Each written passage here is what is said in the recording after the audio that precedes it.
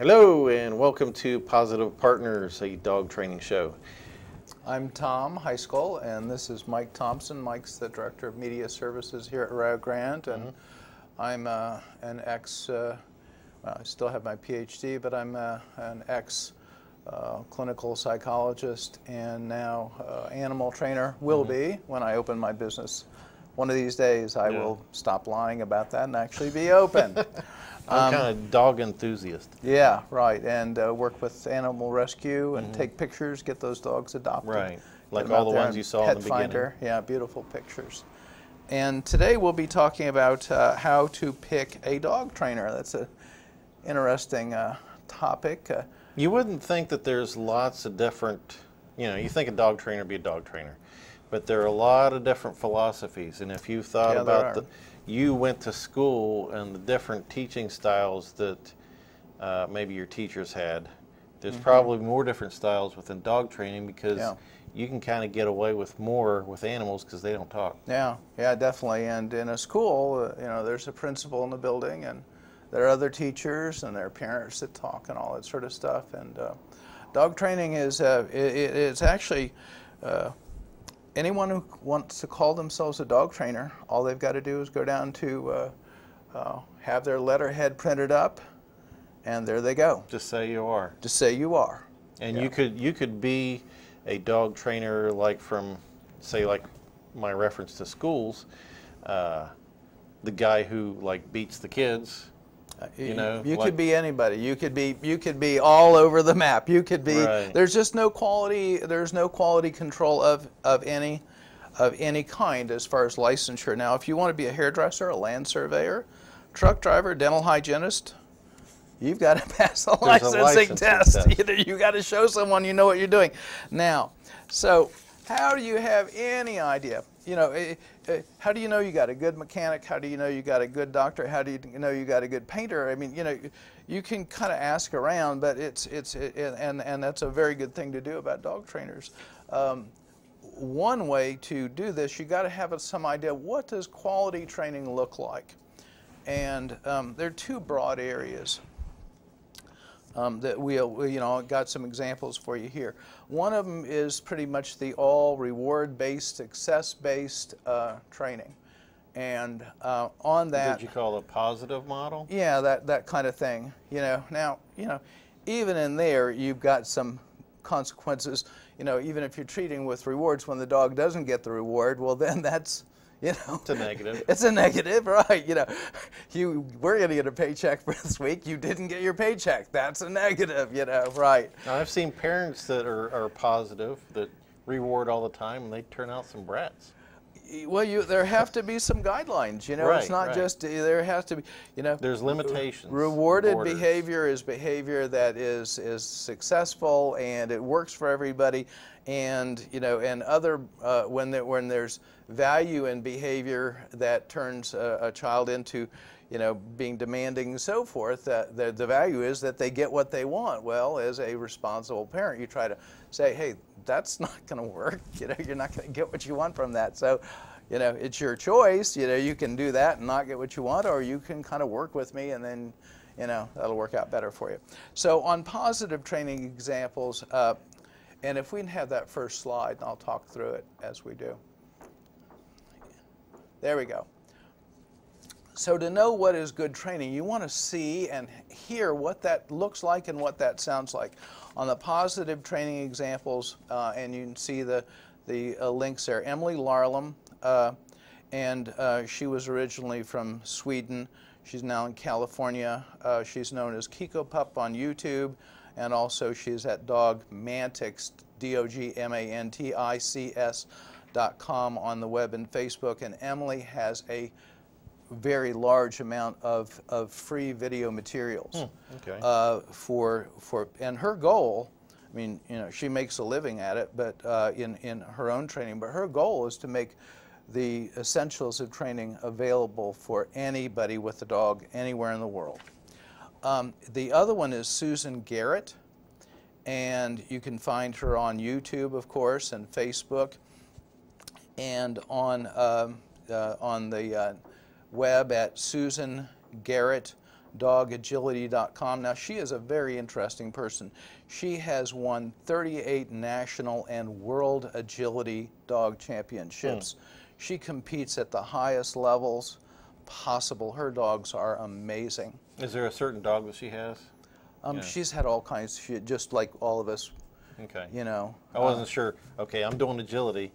These are the dogs to have. Well, you see a lot of border collies and things like that, and you know, not so much St. Bernards. Herding dogs. Yeah, well, St. Bernards a little slower, and Dachshunds are a little, they don't do as jumps as well. But yeah, now for what's called combination or balance training, these are people who use these two people that I've got here use a foundation of success-based training. In other words, dogs understand do. They don't understand don't. Don't's a concept. Do this, that they can get. So these two people, Michael Ellis and Larry Crone, are different in how they come across, but they both put in a strong foundation of success-based training where you're teaching the dog what to do. And they're both slow to go to reach any kind of conclusion, well, that dog's just misbehaving in some sort of fashion. They look at their training. Now, both of them will use things like some form of punishment-based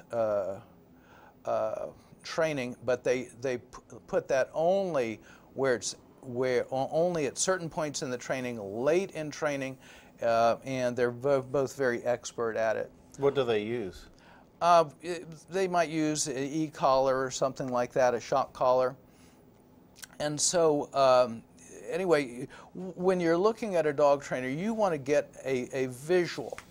So you'll find Michael Ellis at michaelellisschool.com and on YouTube. Larry Crone you'll find under Larry Crone on YouTube and at www.packmasters.com. Now that's not you know. And then there's another guy down in Kentucky, Stoney Dennis, who's very good. So you can look him up on YouTube. I don't know if I'm getting ahead, but what should you expect to pay for a decent trainer? You know, I think that depends on where you are. And you're going to pay one thing, you know, in Columbus, Ohio, or another in Marietta, Ohio, or Portsmouth, Ohio, and you're going to pay something else, you know, outside of, you know, when you're in Seattle, Washington. Yeah, and maybe if you want to just do basic commands, or if you're doing police dog training, or yeah, police dog training is a whole nother. That's a way high level. Right. You know, and so anyway, but what you want to have is you want to get a look and feel for what does good training look like and sound like, and how do these folks think. That'll give you a good basis. And now the last thing is the very old school, and people just don't use that anymore. But when we had the man from Ohio State University who had the seeing eye dog, Nolan Crabb, you know, and he said, you know, back years ago, even in training seeing eye dogs, it used to be yank and crank. You waited till the dog made a mistake, and then you punished the dog. And God bless our dogs, they are such forgiving creatures that they managed to learn with that. But that style of training is just way out of. It's just not done anymore by people who have some who have updated their skills. And a lot of these trainers, what would you say? Is this something that you need to attend, or do I just give the person my dog? Well, that's a good point. It's like, yeah, I want him back good. Yeah. Now that's that what you're talking about. Give him the dog. I want him back good. Is board and train. Sounds nice. Sounds appealing. Here's what happens though: is with board and train. Okay, that person, really anybody who's skilled at whatever kind of training they do, as long as it's not way over the top, you know, negative, is going to be able to train your dog to do things if they're good at it. But bringing that back home so you can work with your dog and you understand what to do with your dog, that's another deal. And so it's like tuning up your car and getting the alignment straight, but then you also have to know how to drive the car. You don't know how to do basic maintenance, you right. know. So I didn't change the oil on my car, and now it, had a problem. So, and I do want to say something here. It's, if you've got a puppy or you're teaching basic dog behavior, house training, sit and down, stay, calm, sit, stay, all that sort of stuff. With a puppy or basic pet dog training, there is no need to have to apply a shock collar as, hey, this is what we do with the foundation thing. I want to teach the dog to sit. Well, here's a shock collar. That's just totally not necessary. You can do it, but it's not necessary, and the kind of fallout that can happen, when mistakes occur, and mistakes happen, is you just don't need it. You just don't need it. And the American Society of Veterinary Animal Behavior actually strongly recommends against two things. They recommend against people who say, hey, the philosophy of what I'm doing is dominance. You're going to show the dog who's boss, and you're actually in a competition. You're in some sort of conflict with the dog, and you're going to come out the winner. And they also recommend against trainers that rely on aversive training techniques as training foundations. That's their position. These are professional veterinary behavior specialists, and that's what they came to as a consensus, and they only say that kind of thing when they really strongly believe in what they're saying. And treat a dog like you would a 2 to 4 year old child. Would you do that to your 2 to 4 year old child? And on that point, with picking out a trainer, you would go to the preschool. You're going to watch those classes, so go watch a couple of classes that trainer's doing, and see what you're seeing. And do a gut check. If your gut is saying, wow, I'm not comfortable with this, no matter how slick their brochure is or their sales pitch is, if your gut's telling you no, hey, keep looking. There is always these days, if you don't have a trainer in your area, you can get some good online resources and get a foundation started with your dog without having to go to weekly training. Now, lessons help. I've taken all kinds of lessons in skiing, windsurfing, blah, blah, blah, blah, blah.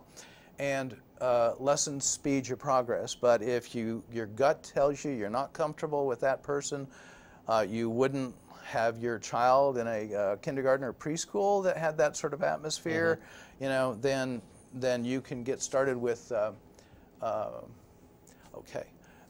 you can get started with online things, and then go to a community, maybe travel 45 minutes or an hour and get some private training in and build up what you're doing that way. We're going to take a short break here, and then we will be back and continue.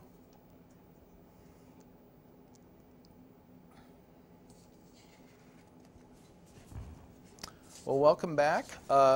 You brought up some really good questions. Now there are... we're talking about finding a trainer. Finding a trainer. Now you can go to the most common, if you want to do a search, you obviously will Google. But if you want to find someone who is certified as having had some demonstrated knowledge, you can check the Certification Council for Professional Dog Trainers. And these are people that have either passed a 250 question multiple choice test, or they've done that, and they've submitted a video sample of their training. You can check for and that website will have, you can look up for trainers in your area. The Karen Pryor Academy, from which I graduated.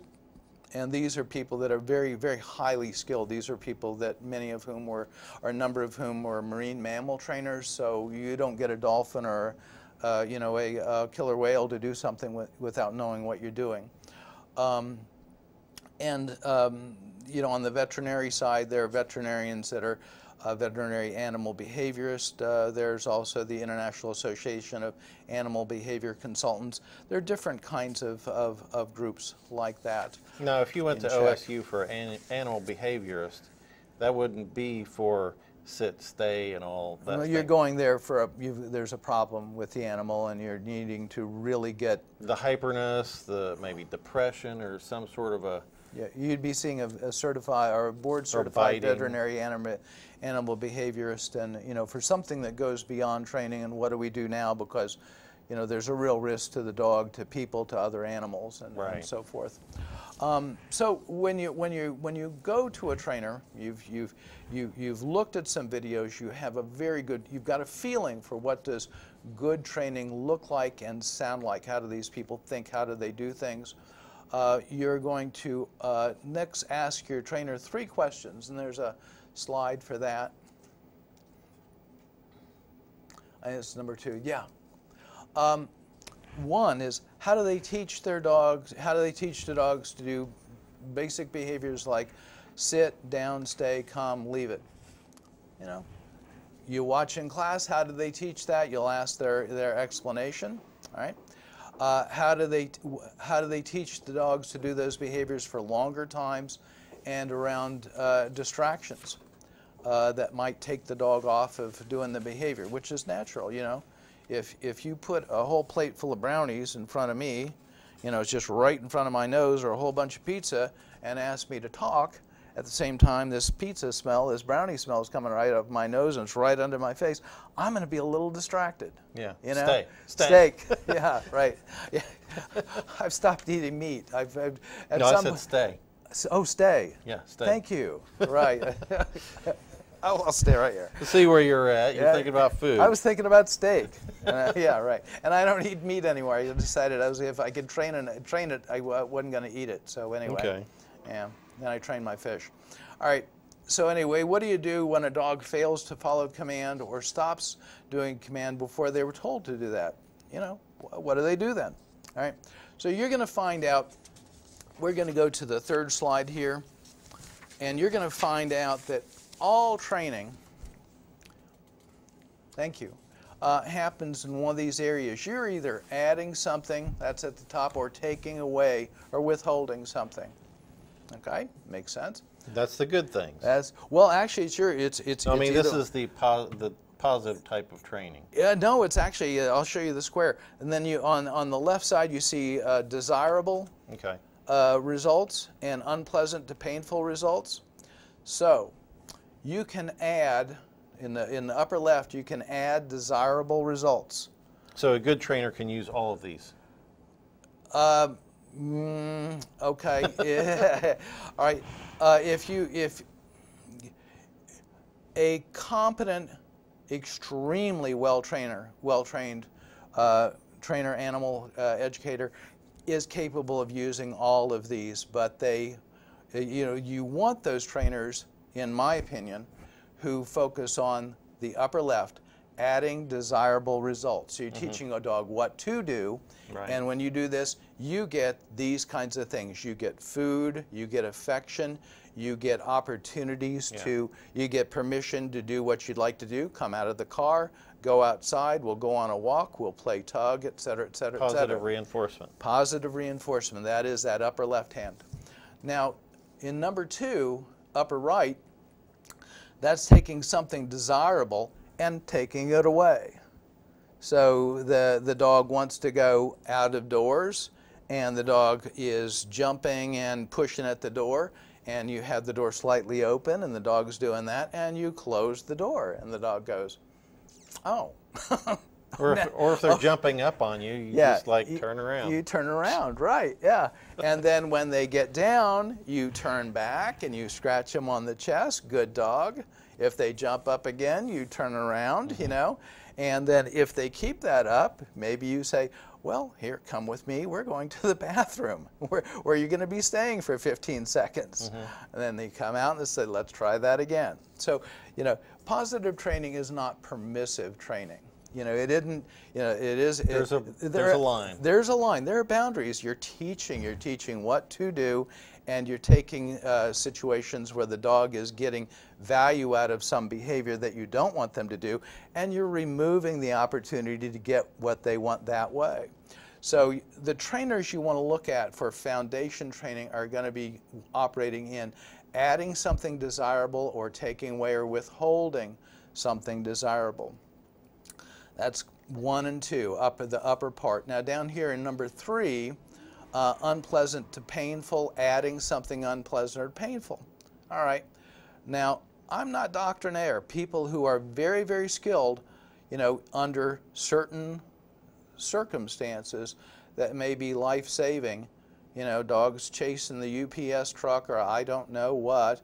Now, if you have, the general solution on something like that is management. Just don't provide the opportunity. If you know the dog's going to chase the UPS truck, don't put the dog in the situation where they're going to chase the UPS truck where you know where that's going to go. All right. Usually, I would hold these things for things that they may get in danger for. Right. Or like if they might bite, then I might hold those off for it. And so I think when if you're talking about some behavior that is so concerning that you're thinking of, okay, we're going to go to the unpleasant or painful consequences, you want to do a consultation with someone who's a very, very good trainer and potentially a veterinary animal behaviorist. And these are things like, everything ranges from, mild to extreme. So you can have a scold or a hard stare, leash tug, jerk, etc., corner, put the dog in the corner, backing them down, that sort of stuff. The spank, fake bite pinches and all that sort of stuff. E-collars, the using these kinds of negatives is very, very tricky, and it can go wrong. And when it goes wrong, if you've got a trainer who's using those, they need to be prepared for, understand, and actually tell you ahead of time on their own what they will do if it goes badly, and they need to be able to fix it. Would you put spraying them in the face with water? Well, sure, that's in that too. Shh. Right. Can I have your water? How's that for you? Right? How's that for you? Yeah, right. Because I've heard a lot of people like if they bark too much, and so what you would do is if they're barking, you would manage. Maybe you'd put something up, some paper across the windows. They're not getting the look outside, or or you would make what they're barking at a signal for, hey, listen, and then yes, and before they get a chance to bark, you say yes. And they've learned yes is a signal that they're going to get a reward, so they're going to go. You know what? When I hear the garbage truck, I'm going to look at you. So with my dog, we play the garbage truck game. Listen, yes, blah blah blah blah blah. Anyway, the amount of barking about the garbage truck has gone down, and then what I do is he starts barking at the garbage truck, and I'll say, okay, thank you, and listen. Yeah, sometimes yes. I'll just. The dog's barking out the window. I'll go look at the window and okay. Yeah. It's all right. We can get down. You're fine. And sometimes that's what they're trying to do is communicate with you. So you want to understand, what's that behavior about instead of just like we're going to suppress it. So that's one of the problems with suppressing behavior. Like we're gonna put the squash on this here. Is you're not understanding what the behavior's accomplishing for the dog. Is maybe getting a dog that's not prone to barking. Sure. Because you get your little toy dogs. They're made to bark, it seems to me. Right. So anyway, that's kind of the basics of it. When people are using just squashing a behavior, just let's make this behavior stop, there's a saying that if a training goal is something that a dead dog can do, it is not a training goal. Don't jump on the couch, don't bark, don't run after the bicycle. All those things are not training goals because they can be done by dead dogs. They can be done by stuffed dogs.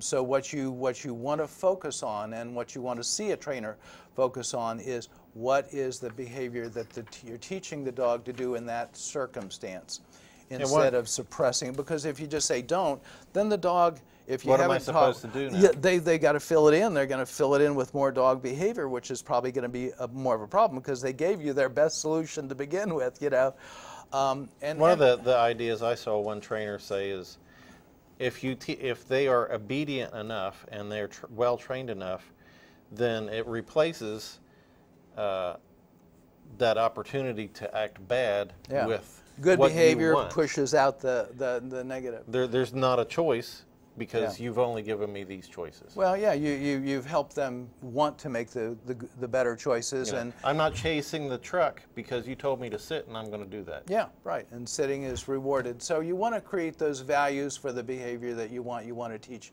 dogs what to do. So thank you for watching us. A very important topic, and wish you the best with you and your dog. Yeah.